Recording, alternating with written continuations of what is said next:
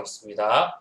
오늘은 성례교육 두 번째 시간으로 예수님은 어떤 분이신가에 대해서 함께 나누어 보도록 하겠습니다. 먼저 어떤 사람이 길을 가다가 깊은 구덩이에 빠지고 말았습니다. 구덩이에서 나오려고 발버둥을 쳤지만 도저히 그 구덩이에서 빠져나올 수가 없었습니다. 그는 살려달라고 크게 소리를 질렀습니다. 그때 구덩이 곁을 지나던 사람이 그 사람이 빠진 구덩이 밑을 내려다보면서 이렇게 말합니다. 길을 똑바로 보고 건너야지. 조심성이 전혀 없구만.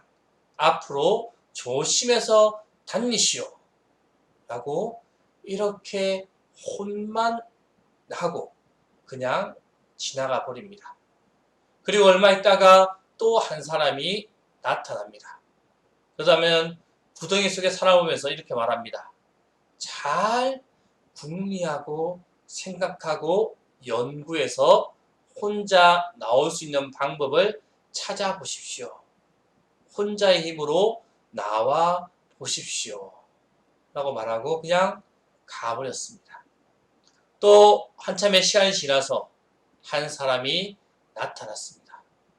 그는 구덩이에 빠진 사람을 보자 즉시 밧줄을 찾아서 자신이 손수 내려와서 그 구덩이에 빠져있는 사람을 구해 주었습니다. 이 이야기에 나온 세 명의 사람, 이 세 명의 사람은 누구를 의미하겠습니까? 먼저 첫 번째 나온 사람, 훈계만 하였던 사람, 그 사람은 공자를 의미합니다. 공자는 삶에 대한 도덕적 흉계는 주었지만 참으로 구원받는, 즉 죄에서 건짐을 받는 그 방법에 대해서는 가르쳐주지 않았습니다. 두 번째 사람, 스스로 노력해서 나오십시오 라고 말했던 그 사람은 석가모니입니다. 이 석가는 스스로 돌을 깨치면 구원을 받을 수 있습니다. 그러니 스스로 돌을 깨우쳐서 자기의 죄에서 건져내어야만 합니다. 라는 것입니다. 왜냐하면 사람은 모든 죄에서 스스로 뉘우쳐서 죄를 건져낼 수 없습니다. 어느 누구도 다 막론하고 다 죄를 지은 존재이기 때문입니다. 그리고 세 번째, 직접 내려와서 그 사람을 구해준 사람, 그 사람은 바로 예수님입니다. 예수님은 사람이 곤경에 빠져 있을 때 스스로 세상에 오셔서 우리의 죄를 대신 짊어 주셨습니다. 우리에게 아무런 길이 없을 때 예수님은 스스로 길이 되어 주셨습니다. 과연 예수님은 그러면 어떤 분이신가 라는 것입니다. 예수님은 영년에 태어났습니다. 예수님은 기원 전과 기원 후를 나누는 기준이 되셨습니다. 즉 예수님은 기원 전의 역사를 기원 후의 역사로 바꾸어 놓으셨습니다. 지금 세계 모든 사람들은 예수님이 태어난 해를 영년으로 하는 서기 AD를 쓰고 있습니다.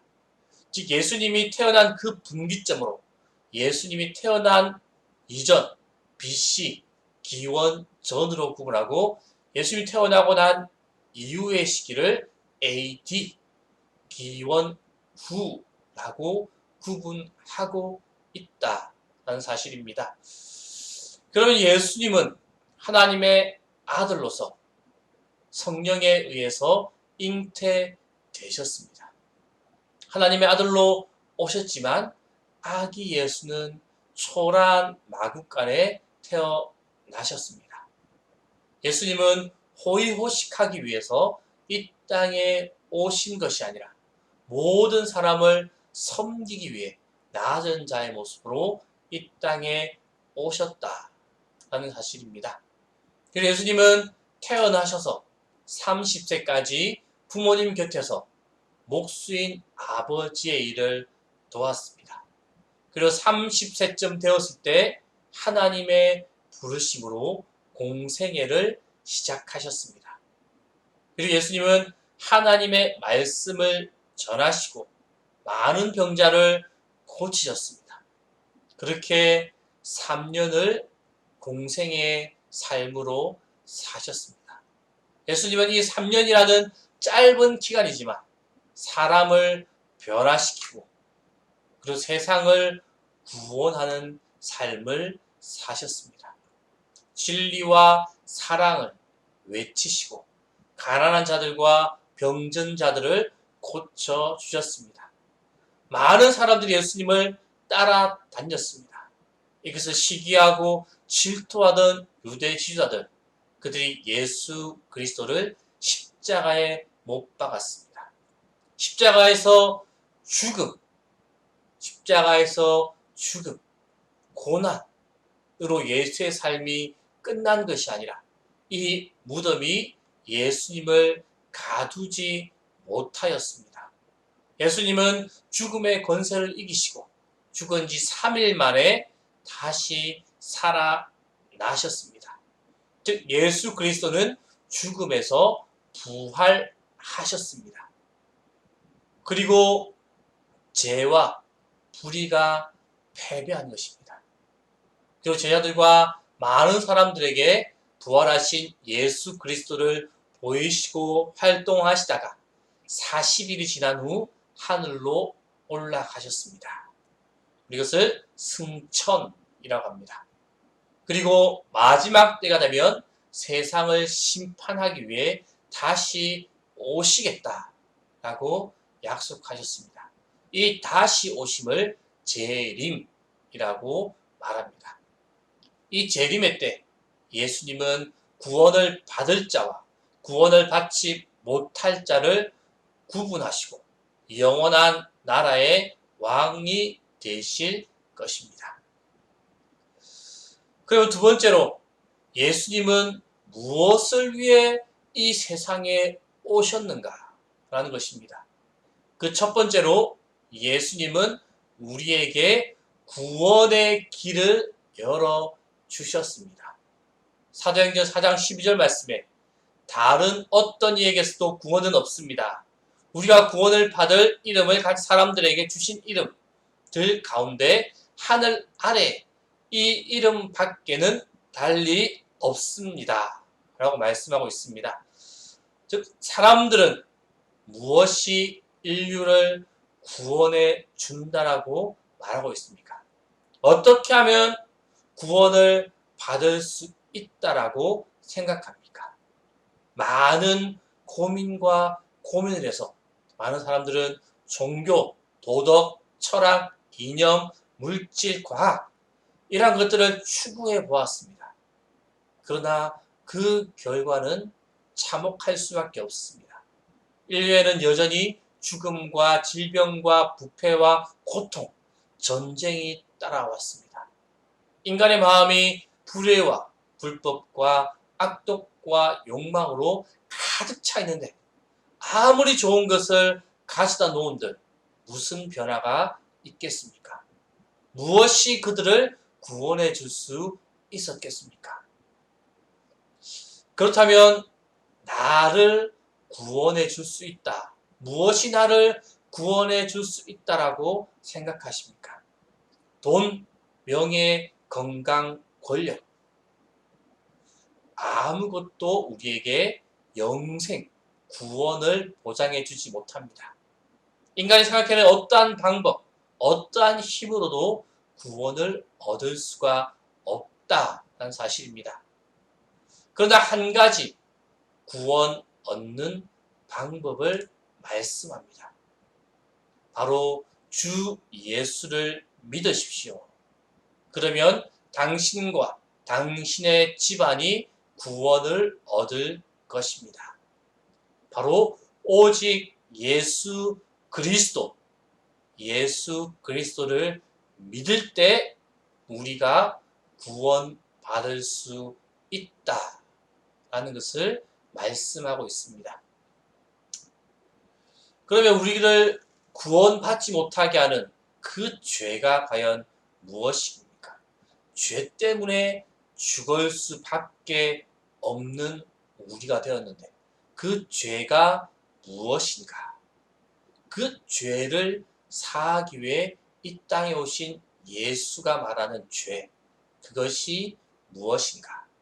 로마서 14장 23절 말씀에 믿음으로 하지 않는 것은 다 죄입니다. 바로 예수 그리스도를 믿음으로 하지 않는 것, 믿음으로 행하지 않는 모든 것은 죄다라는 것입니다. 즉 우리가 하나님을 거역하고 하나님을 잃어버린 것, 하나님을 멀리하고 살아가는 것, 그것이 죄입니다. 죄는 우리를 하나님과 분리시켰습니다. 그 결과 우리는 불행한 삶을 살게 되고 이제 하나님께로 돌아갈 수 있는 길을 찾을 수 없게 되었습니다. 결국 죄 아래에서 죄의 노예로 살아가는 사람이 될 수밖에 없었습니다. 죄가 시키는 대로 죄에 이끌려 살아가는 사람이 될 수밖에 없었습니다. 우리가 스스로 자유롭게 할 수 있는 그 길은 전혀 없습니다. 어떠한 노력, 어떠한 지식으로도 우리가 이 죄에서 스스로 자유로울 수가 없습니다. 이것은 인간의 최대의 절망입니다. 죄의 대가를 지불하지 않고는 자유를 얻을 수 있는 그 방법은 세상에 없다라는 것입니다. 죄의 크기만큼 마땅히 그 죄에 대한 대가를 지불해야 합니다. 그러나 우리는 그 죄, 우리가 지은 그 죄가 너무나 크고 많아서 죄에 대한 대가를 지불할 방법이 없습니다. 그래서 예수님께서 우리의 죄를, 우리의 그 무거운 죄를 자유롭게 하시기 위해서 십자가에 달려 돌아가셨습니다. 아무 죄 없으신 그 하나님의 아들, 그 아들이 우리의 그 무거운 죄를 위해서 십자가에 돌아가셨다라는 것입니다. 이 예수 그리스도의 십자가 사건, 이것이 바로 하나님 편에서 우리에게 제시한 구원의 방법이 되어집니다. 요한일서 2장 2절 말씀에 그는 우리의 죄 때문에 속죄물이 되셨으니 우리의 죄 때문만이 아니라 온 세상을 위하여 그렇게 되셨습니다. 라고 말씀합니다. 우리와 창조주 하나님 사이에 가로막혔던 그 깊은 골짜기, 건너갈 방법이 없었던 그 깊은 골짜기를 건너갈 수 있도록 예수 그리스도께서 십자가의 다리를 놓아 주셨습니다. 우리가 예수 그리스도의 십자가를 믿는 그 순간 죄와 죽음의 악한 세력에서부터 자유롭게 될 수 있습니다. 죄에서 해방되어서 영원한 생명을 얻을 수 있게 되었다라는 사실입니다. 고린도후서 5장 17절에서 21절 말씀에 누구든지 그리스도 안에 있으면 그는 새로운 피조물입니다. 옛것은 지나갔습니다. 보십시오. 새것이 되었습니다. 또한 이 기독교 신앙은 나의 1대1의 관계에서 의미를 갖는다라는 것입니다. 즉 기독교 신앙은 나와 하나님, 나와 예수님 1대1의 관계에 있다라는 것입니다. 어떤 사람들은 이렇게 말합니다. 우리 어머니가 예수를 잘 믿으니까 나는 예수 안 믿어도 구원받을 수 있어. 우리 아내가 예수를 잘 믿으니까 나는 덤으로 따라갈 수 있어. 이 생각은 참으로 어리석은 생각입니다. 세상에는 남이 대신 해줄 수 없는 것이 많이 있습니다. 어머니가 아픈 것을 내가 대신 아파줄 수 없듯이 신앙생활도 마찬가지다는 것입니다. 내가 예수를 믿고 구원을 받아야 합니다. 부모나 아내나 남편이 아무리 잘 믿어도 내가 믿지 않으면, 내가 예수 그리스도를 믿지 않으면, 예수 그리스도를 나의 구주로 고백하지 않으면 구원을 받을 수 없습니다. 기독교 신앙을 갖는다는 것은 곧 예수 그리스도가 나의 구주가 되신다는 것을 고백하는 것과 동일합니다. 우리가 지금 공부하는 이유, 세례를 받기 위해서 공부합니다. 이 세례를 받는 것, 그것이 바로 내가 예수 그리스도를 나의 구주로 고백합니다라는 믿음의 고백을 많은 사람들 앞에서 보이면서 다짐하는 예식이다 라고 할 수가 있습니다. 그리고 네 번째로 예수님은 죽음에서 다시 사셨다라는 것입니다. 앞서 예수님의 생애에 대해서 말씀드렸듯이 예수님은 죽음으로 끝난 것이 아니라 다시 사셨다. 누가복음 24장 6절 말씀에 그는 여기 계시지 않습니다. 그가 말씀대로 다시 살아나셨습니다. 예수님은 십자가에 달려 돌아가신 것으로 끝나지 않고 다시 살아나셨습니다. 부활은 예수님이 죽음을 정복한 증거이며 인간에게도 영원한 생명을 약속해 준다는 의미가 내포된 사건이다 라는 사실입니다. 교회는 바로 이 예수님의 부활을 기점으로 해서 형성되어졌습니다. 오늘 교회가 일요일로 주일을 지키는 것은 바로 예수님이 부활하신 날을 기념하는 것입니다.